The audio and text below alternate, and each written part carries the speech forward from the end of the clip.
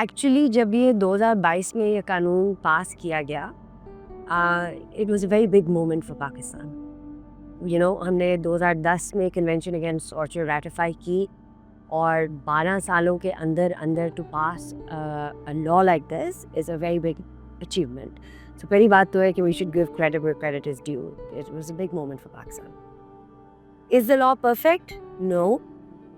We don't need it to be perfect, but we do need it to be aligned with the Convention Against Torture. अगर आप उस कानून के preamble में देखें तो you will see that it specifically states कि ये कानून पास किया जा रहा है to bring Pakistan law in line with the convention against torture. So that means कि कानून के अंदर जो भी अगर खामियां भी हैं, जब भी ये कानून हमारी सुपीरियर कोर्ट्स के सामने जाता है, हाई कोर्ट सुप्रीम कोर्ट के सामने इस कानून से रिलेटेड कोई इशू जाता है, तो they are obligated to interpret it in line with the convention against torture. So yes, law में खामियां हैं, but those can be addressed in terms of interpretation when the superior courts are looking at cases before them with this law.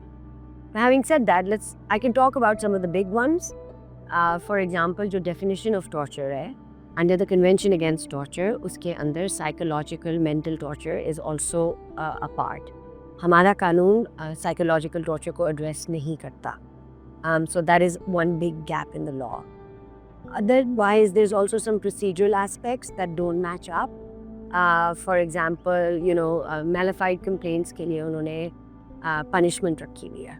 But that actually we know from experience, and we know from what the Committee Against Torture has ruled on this several times, that actually deters prosecutions for torture, and so that should be removed.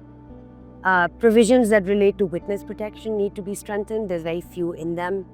The offenses that are being right now हमारे कानून में जो सज़ाएं हैं rely on the PPC version of सज़ाएं. So corresponding offense in the PPC, so they criminalized torture under the act, but they said कि punishments वही होंगी जो PPC में उसके मुताबिक होंगी. The Convention Against Torture asks for specific punishments that are specific to those crimes rather than relying on it.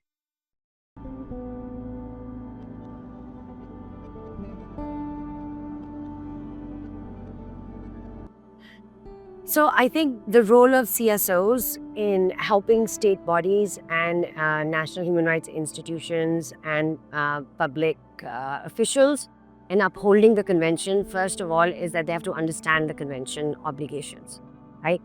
So अगर हम public servants की बात करें, public officials की बात करें, it is absolutely critical कि उनको इस कानून की जो तमाम पहलू हैं वो समझे. Torture is a very technical subject.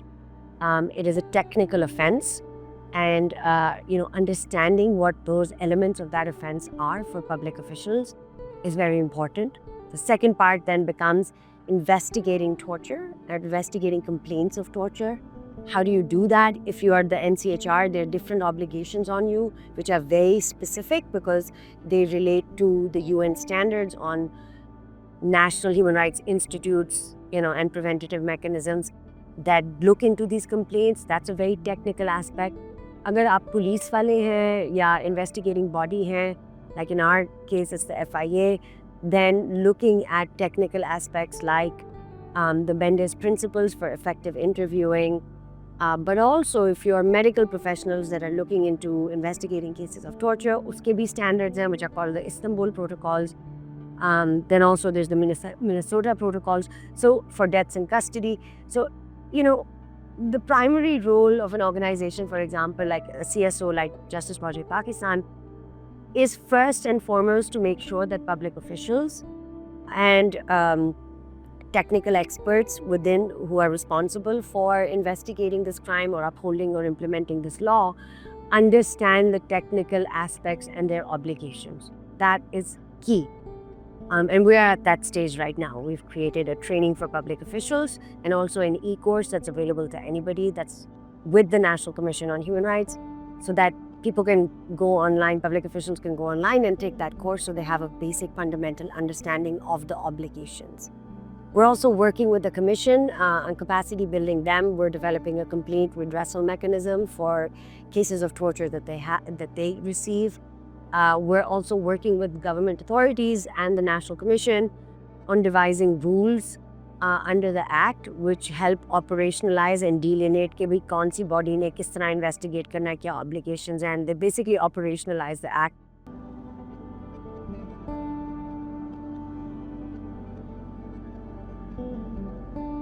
On one hand, if there's an economic benefit that goes to the population, there's a human rights benefit that's tied to it, right? Protection for our citizens.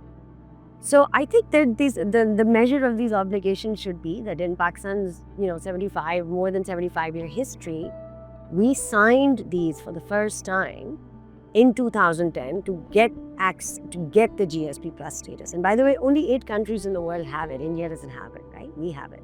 So India has a GSP status. They don't have GSP plus, right?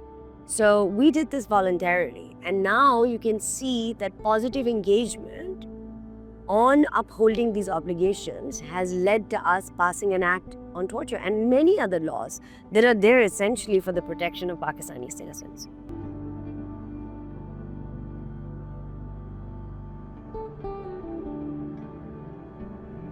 In terms of public awareness, I always say कि ये बात CSOs को दी जाती है, लेकिन actually जो हुकूमत, वफाकी और सूबाई हुकूमत का impact होता है in doing public awareness cannot be matched by CSOs. So CSOs should be technical experts that work with the government, but the public awareness campaigns have to be disseminated and owned by the government because they have a much bigger platform to do this. और इस act की implementation में one of the key areas is that the general public needs to understand कि इस कानून के तहत क्या उनके हक़ाइक़ हैं, क्या हुकूमत के ऊपर obligations हैं, क्या वो वसाइल public civilians को दिए गए हैं to pursue these matters before the courts, right? And only then can the act be operationalized.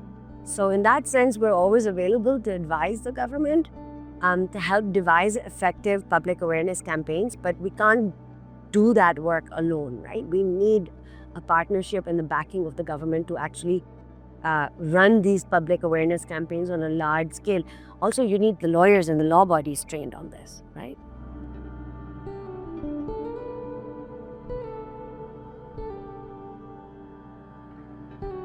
मेरी राय यही होगी कि जो विक्टिम्स हैं उनको अगर आपने कंप्लेंट दर्ज करनी है तो आप FIA की हेल्पलाइन पे फ़ोन करें और आप ज़्यादा फोकस करें। अगर आपको वहाँ से कोई रसाई नहीं मिल रही तो आपका फोकस होना चाहिए कि आप वफाकी और सूबाई ऐसे इदारों पे अपनी कंप्लेंट लॉन्च करें जो कि इंसानी हुकूक की हिफाजत के लिए बने हुए हैं। For example ministry of human rights जिसका फेडरल ब्रांचेज़ हैं, प्रोविंशियल ब्रांचेज़ हैं, national commission for human rights जिनकी प्रोविंशियल और फेडरल ब्रांचेज़ हैं, आप CSOs जो स्पेशलाइज करती हैं in providing in matching you with victims with lawyers like justice project Pakistan.